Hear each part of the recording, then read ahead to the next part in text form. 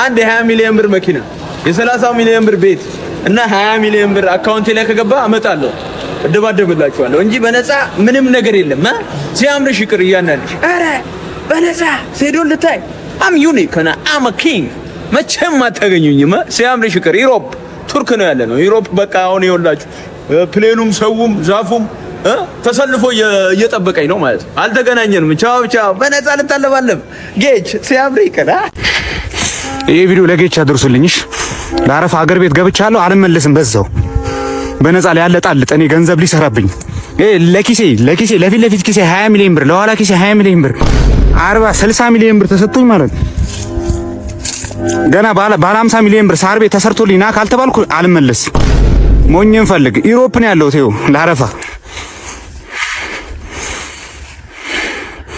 አድርሱለት። ትቻለሁ በቃ ሴዶ ችግር የለውም አልሰብርህም። ኖርማል ፋይት ብቻ በስትራይኪንግ ብቻ እናደርጋለን። አልሰብርህም። ተመለስ ወደ ሀገር ወንድሜ። አታስብ፣ አትፍራ። ሲያምርሽ ይቅር ጌችና የኢትዮጵያ ሕዝብ ሲያምራችሁ ይቅር። በነፃ ልታለባልቡኝ ማለት ያው ዩሮፕ ገብቻለሁ። ይኸው ቱርክ ነው ያለሁት። አልተገናኘንም። እኔ እንግዲህ እንዳያችሁት ነው ሴዶ የሀገር ክህደት ፈጽሟል። ኮብልሏል ከሀገር ምንም ማድረግ አይቻልም። ለማስመለስ እንጥራለን። በኢንተርፖልም ቢሆን ለማስመለስ እንጥራለን። ይሄው ነው የሀገር ክህደት ፈጽሞብናል። እንግዲህ እሱ ብቻ ሳይሆን ለስፖርቱም ክህደት ነው፣ ትልቅ ክህደት ነው የተፈጸመብን።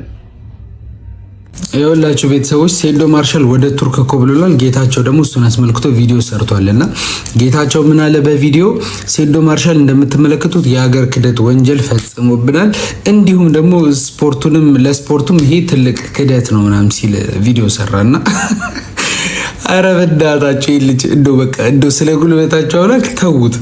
ወንድ ልጅ ነው በቃ ይሄ ልጅ አሁን ይፈረድበታል ወይ ነው እንዴ? እግርህን እኮ ቀነጠሰዋለሁ እንደዚህ 360 ዲግሪ ይንጆዋል እንደዚህ ብሎ ቪዲዮ ሰርቶበታል። ልጁ ዝቶበታል እንደዚህ ብሎት እኔ ከገባ ጤና የለውም። ሴዶ እዚህ ይህንን ውድድር ካደረገ እኔ ጤና የለውም። ያሟል እንዴ? ለማንኛውም 70 ሚሊዮን ብር ጠይቋል ላላወቃችሁ ሰዎች ማለት ነው። ዝርዝሩ የምትፈልጉ ከሆነ ደግሞ ከስር ቪዲዮ ሜንሽን አደርግላችኋለሁ፣ እየገባችሁ ስሙት።